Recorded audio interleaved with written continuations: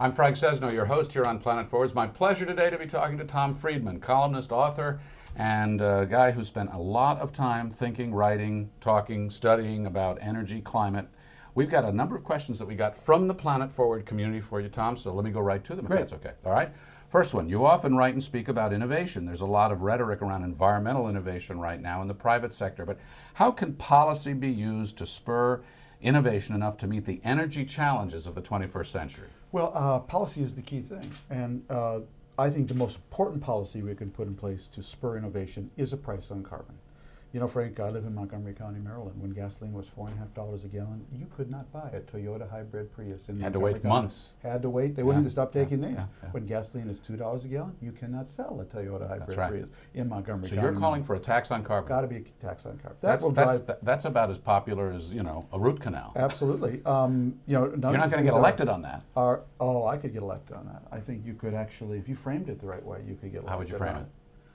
Well, you got time? Okay, this may take a few minutes, but try a quick one. okay, it's hard, but I think it's a national security issue. I think it's a growth issue. I think it's a huge opportunity issue, and I think the country that imposes those standards on itself the first is going to build the 21st century companies first and have a real export market. Here's another question from somebody in Chicago. How would you incorporate green jobs into career and technical education in high schools? And are there model programs? In other words, get this in early. Two ways to do it. One is through shop class. I mean, some green jobs are going to be about installing solar panels on roofs. They're going to be about retrofitting homes. They're going to be about re-insulating homes. So one is at the sort of technical college level.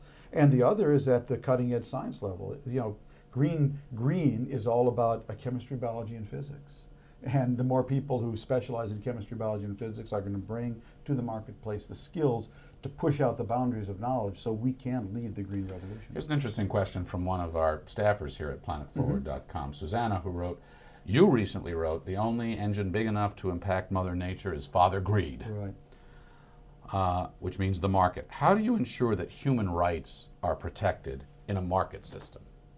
And by human rights, we might also talk about environmental rights. That's what government's for. One thing we learned from the economic crisis we've just been through in this country is what happens when you have a market with too little government.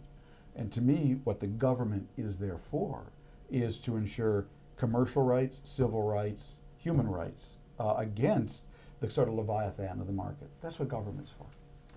Finally, this one from California is the combination, you write a lot about China, and that's what this question is. Right. Is a combination of Chinese totalitarian central planning and Chinese entrepreneurialism more productive than democratic processes and a modern regulated market economy? Will China own the last half of the 21st century, this person writes, as the U.S. fades? Well, it could. It really depends, and that's why in my book I write about the question of China. Maybe we should try to be China for a day, but I really conclude by saying I don't want to be China for a day.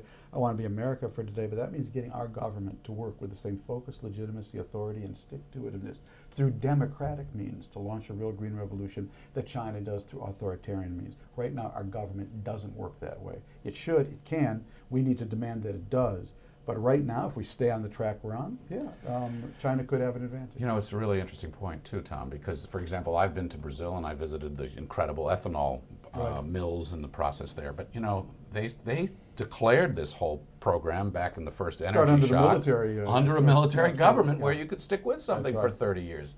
Makes me a little nervous about whether we've got the discipline in our system to do it. It's a very interesting question. I do believe, though, it's a question of leadership and framing. If you frame it the right way for people, get them to think about it the right way, I think Americans are smart enough and I think aspiring enough to get it right. Last question from me to you. How did Tom Friedman get so interested in energy and climate? Well, actually, was started at the New York Times as an oil reporter back in 1981.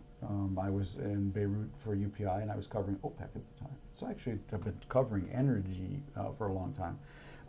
I really got more interested in it, much more after 9/11, as it became a geopolitical issue. How do we basically take away resources from people who've drawn a bullseye on their back? Then came the climate issue arising, and I've always had a great interest in the outdoors. My wife's on the board of Conservation International. It all kind of came together here in the 2000s. Tom, thanks very much for joining us here at Planet Forward. I hope you'll be part of the community. Love to. Thanks so much. Thanks. Thank you.